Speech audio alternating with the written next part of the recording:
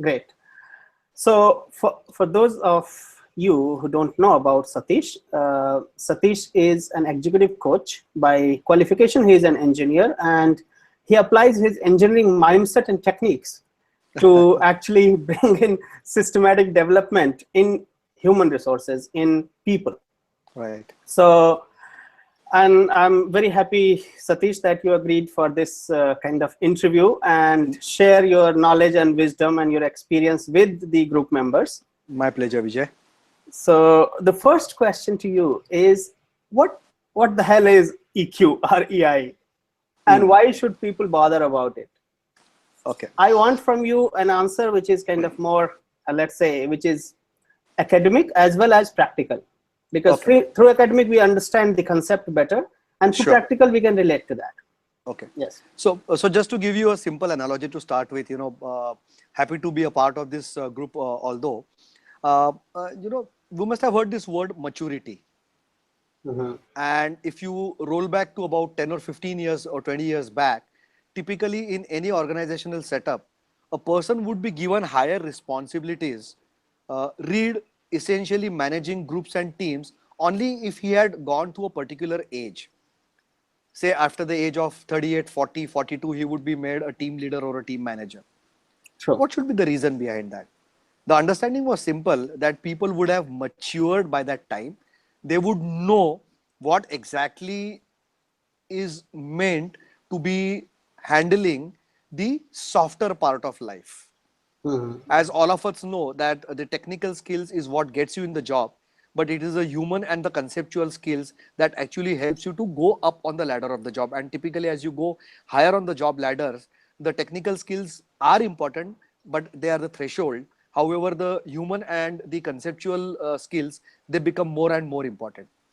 Mhm. So this word emotional intelligence, let us say, can be simply related to this word maturity.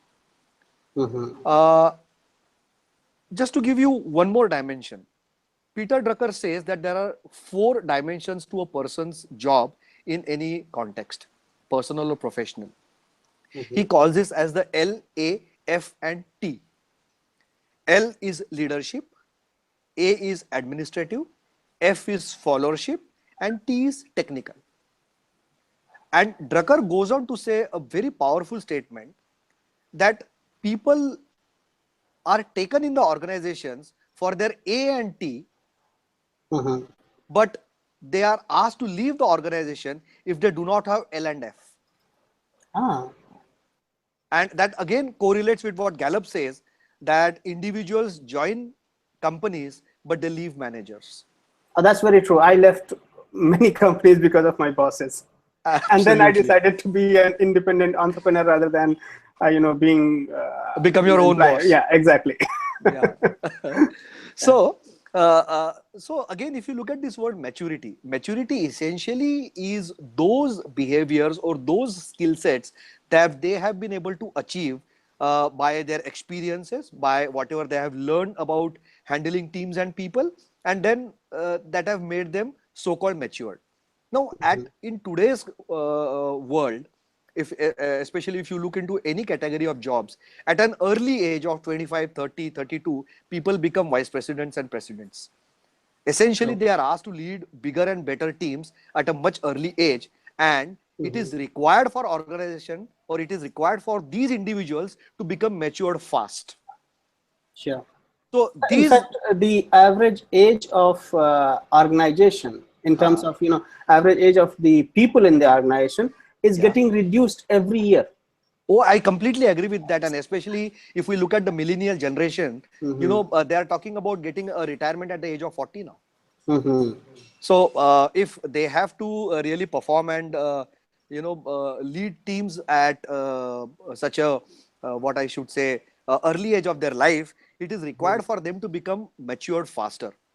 Mm-hmm. So the A and T, the IQ got them there, but it Mm-hmm. is the L and F, it is the maturity, it is the EQ or the emotional intelligence which will actually help them to retain and go and explore and become better in their jobs what they are doing currently.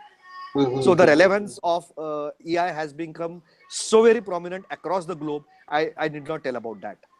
So Mm-hmm. if I was to term academically what maturity is. So in very simple words, a lot of time people come up with, they say, what do you mean by emotional intelligence? And they say, oh, it's about understanding other people's emotions. But what people essentially forget is that first and foremost, I need to understand me and my own personal emotions. I mean, those two words that Gautam Buddha was actually enlightened with all through his journey under the Bodhi Vriksh, it was inquire within. Right?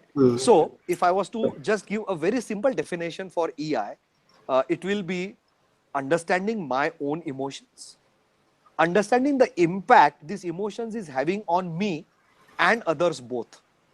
This is one part of it. The second part is understanding the emotions of those of others, and then using both of these towards a goal directed behavior. As simple as that. Okay. So how do you do, let's say, how do you make people, for example, how do you help them understanding their own emotions, understanding the impact of their emotions on their action or the behavior or in their life, and understanding basically others' emotions? So how the process of development goes? I know, I understand that we don't have enough time and Sure. kind of bandwidth available for going through the entire process, but I would like you to give an overview for the benefit of the group members. Okay. So, I mean, all of us love 2x2 matrix. Ah, yes. So, This is yeah. actually, So, I always say that, that's our consultant's bread and butter. absolutely, I agree with you on that. And that has made our life very easy and simple. So, if you go by this 2x2 matrix that Daniel Goleman has beautifully designed, because it was Goleman who brought this concept of AI to the commoners. Okay, so when he wrote his article for the first time in New York Times, that was the time the normal people like you and me, we started understanding what AI was. So in this simple 2x2 matrix, he says if you have on one axis awareness and management, and on the second axis self and others, it helps you to create a 4-box model: self-awareness, self-management, social awareness, social management. And he further says, which is absolutely logical, that before the others part, the self needs to be in place. So essentially, self-awareness, self-management, social awareness, and then social skills. That's how the progression is normally expected to happen. So the first step is to enhance or develop self-awareness.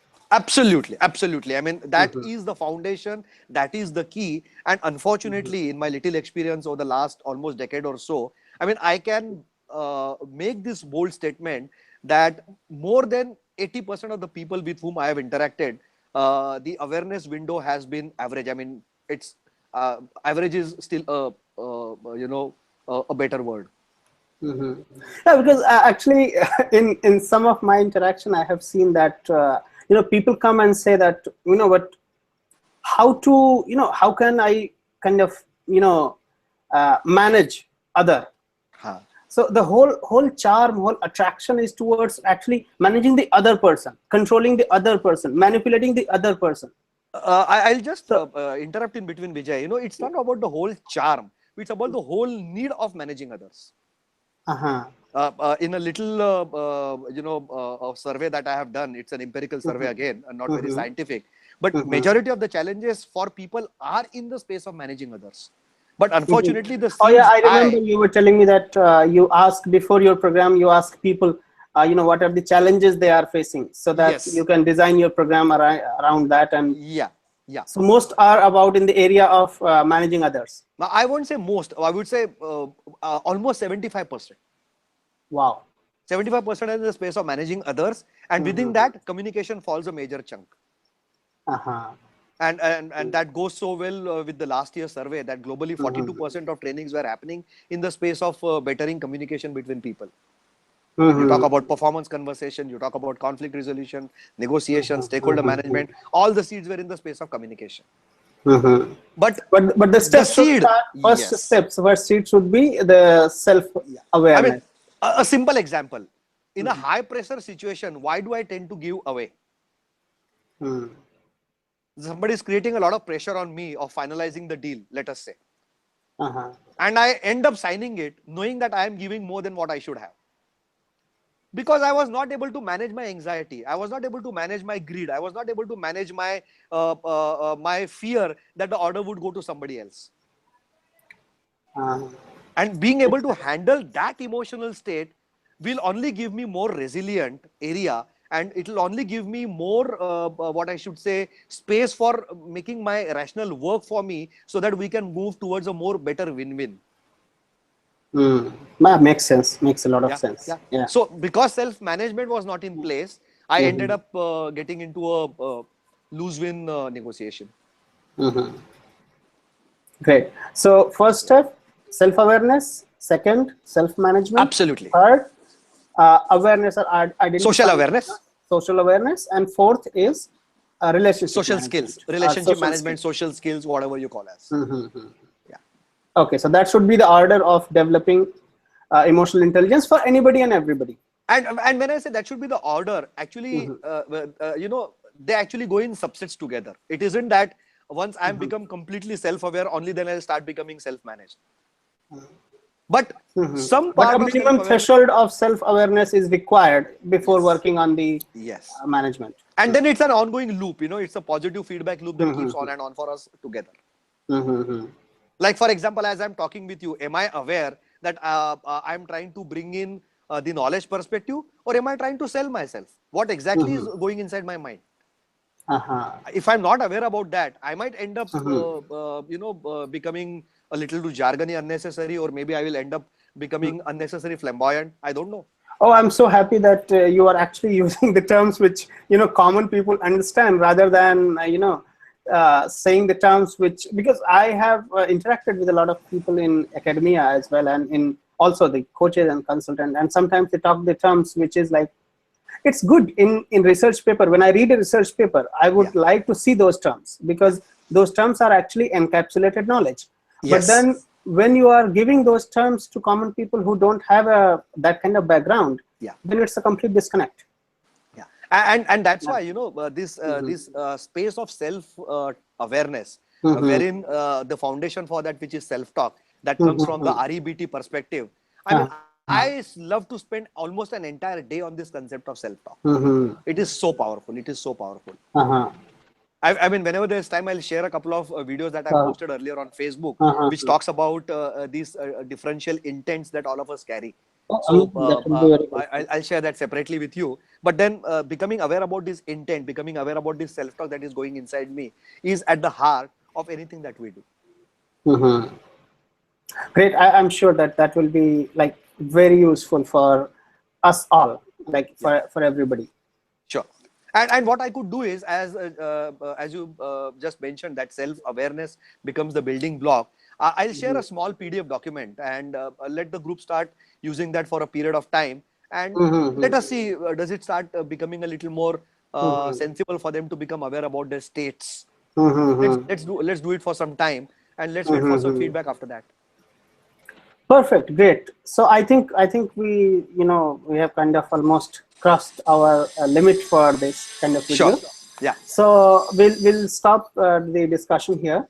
Yeah. And we will continue it over as a series. So that will be, I think, more beneficial for people. Absolutely. Thank you very much, Vijay. Thanks a lot. Thanks a lot for your time, and we'll see you again. Thanks. Sure. Thanks. Cheers. Bye.